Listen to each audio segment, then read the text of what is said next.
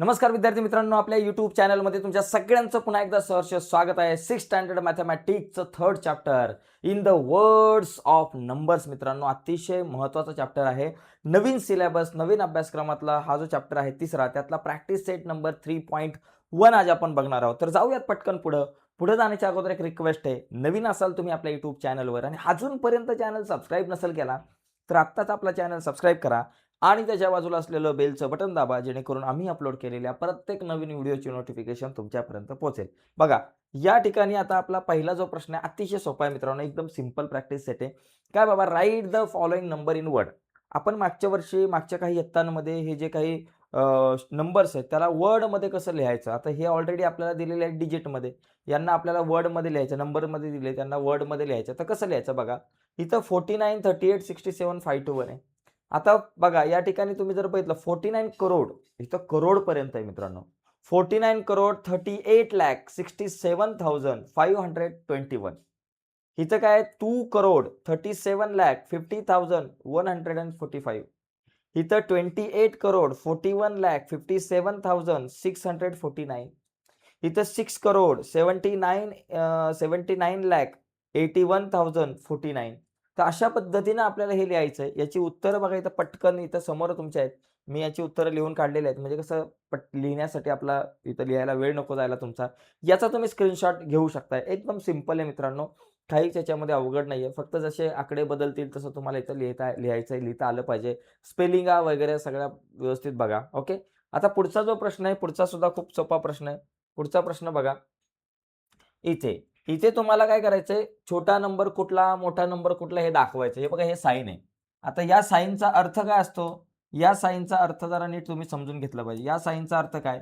हे जे टोक आहे ज्या साईडला तो मोठा आणि हे टोक ज्या साईडला आहे तो लहान. हे तुमच्या सगळ्यांना माहिती आहे.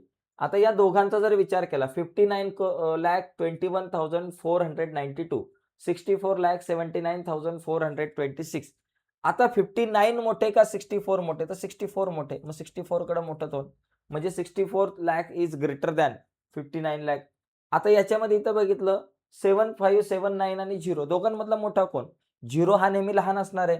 म्हणजे 7579 हा मोठा नंबर. किती सोपा आहे. इथं दोन्हीकडे सेमच नंबर आहे. 48579, 48579. इथं कोण मोठा झाला? 0 छोटा झाला. 0 इज स्मॉलर दॅन 700. एकदम सिंपल मित्रांनो. हे जे क्वेश्चन आहे ते खूपच सिंपल आहे. इथे तुम्हाला चांगले मार्क मिळू शकतात अशा प्रकारचे प्रश्न आले तर. ओके. चला, पुढचा जो प्रश्न आहे तो आता आपण बघूयात. क्वेश्चन नंबर 2 नंतर क्वेश्चन नंबर 3. हा बघा, इथं सॉल्व्ह करायचंय. सॉल्व्ह म्हणजे इथं सबट्रॅक्शन करायचं आणि इथं ॲडिशन करायचं. या सगळ्या गोष्टी आपण लहानपणापासून बघितलेल्या आहेत. बघा, सबट्रॅक्शन करताना 95,000 काय दिलंय? 95,754 बरोबर. 95,754 मायनस करायचंय 38,254. ठीक आहे. बघा काय होतंय, 4 मधून 4 गेले 0, 5 मधून 5 गेले 0, 7 मधून 2 गेले 5, 5 मधून 8 जात नाही. मग आपण 15 करू. 15 मधून 8 गेले, 7 राहिले. हा इथं एक हातचा इथं घेतला. 9 मधून 3 आणि 1 4 गेले. 9 मधून 4 गेले, आपल्याकडे किती राहिले? 9 मधून 4 गेले, आपल्याकडे आले 5 राहिले. म्हणजे 57,500 हे माझं आन्सर येईल. तर इतकाच सोपा प्रश्न आहे. फक्त सबट्रॅक्शन. आता इथे ॲडिशन करायचे. 85 लाख 39,652 आणि इकडं 53,27,541. ॲडिशन.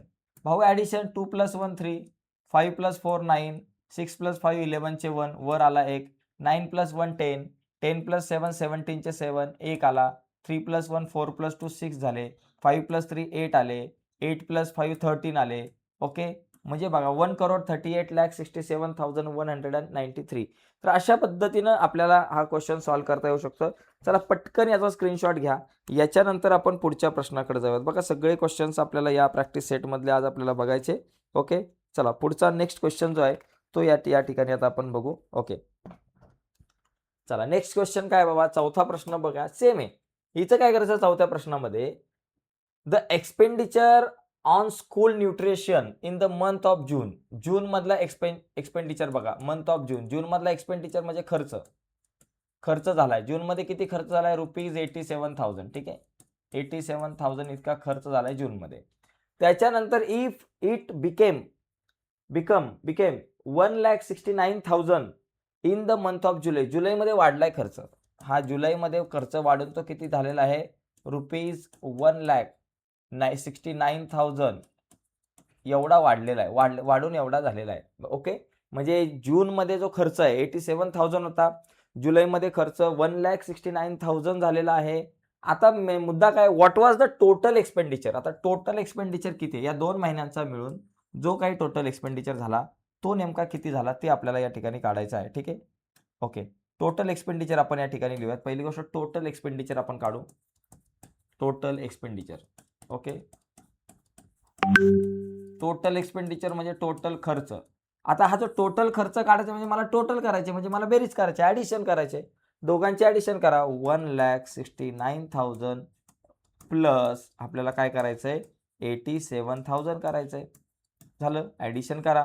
0 0 0 9 + 7 16 एक आला, वरती एक आला, 6 लिहिले, वर एक आला. त्याच्यानंतर 8 + एक 9 आणि 6 15, 15चे 5, परत एक आला, 2 आला. 2,56,000 किती झालं बाबा, 2,56,000 इतका खर्च 2 महिन्यांचा मिळून झालेला आहे न्यूट्रिशन फूडवरती. आता मुद्दा जो आहे पुढचा प्रश्न आपल्याकडे काय आहे, की बाबा how much more was the expenditure in the month of July. जुलैमध्ये किती जास्त खर्च झालाय. जसे जूनमध्ये 87,000 झालाय, पण जुलैमध्ये हा किती जास्त आहे, किती रुपयांनी जास्त आहे, तो मला या ठिकाणी काढायचा आहे. मग आपण काय करू, की बाबा इथं लिहूयात की हाऊ मच प्रश्न आपल्याकडे more was the expenditure, okay, expenditure in the month of July, in the month of July, okay, in the month of जुलै.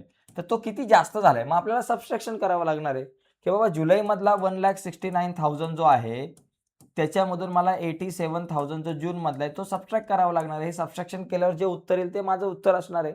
जसं की 0 मधून 0 गेले 0, 0 मधून 0 गेले 0, या 0 मधून 0 गेले 0, 9 मधून 7 गेले 2 आले, ओके. 6 मधून 8 जात नाही, मग 16 मधून 8 गेले, आपल्याकडे 8 आले, म्हणजे 82,000 इतका जो खर्च जो आहे तो जास्त झालेला आहे. 82,000 एवढा खर्च जो आहे तो जास्त झाला आहे असं आपल्याला म्हणता येईल. ठीक आहे, चला पटकन याचा स्क्रीनशॉट घ्या. याच्यानंतर आपण पुढचा 5वा क्वेश्चन बघा, 5th नंबरचा शेवटचा क्वेश्चन आपण बघूया. ओके, चला आता पुढे बघा. पुढचा जो 5वा प्रश्न आहे याच्यामध्ये काय दिलं आपल्याला, याच्यामध्ये आपल्याला दिलेलं आहे की financial year of organisation, financial year, in the financial year, एका आर्थिक वर्षामध्ये ॲन ऑर्गनायझेशन, एक संस्था जी आहे, deposited 9,25,498 in income tax in the month of February.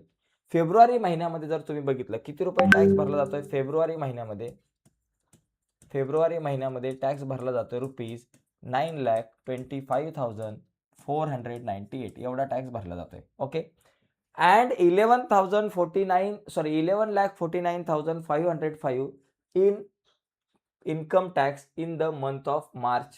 March महिन्यामध्ये किती इन्कम टॅक्स भरला जातोय, मार्चमध्ये डिपॉझिट केला जातोय किती इन्कम टॅक्स, ₹11,49,505 एवढा इन्कम टॅक्स जो आहे तो भरला जातोय. बघा जूनमध्ये किती भरला जातोय, फेब्रुवारीमध्ये किती भरला जातोय, 9,25,498, आणि त्याच्यानंतर मार्चमध्ये किती भरला जातोय, 11,49,505. आपल्याला प्रश्न विचारलाय how much total income tax was deposited. Total किती इन्कम टॅक्स डिपॉझिट झाला. बघा मग इथं लिहायचं हाऊ मच, किंवा असं लिहू टोटल इन्कम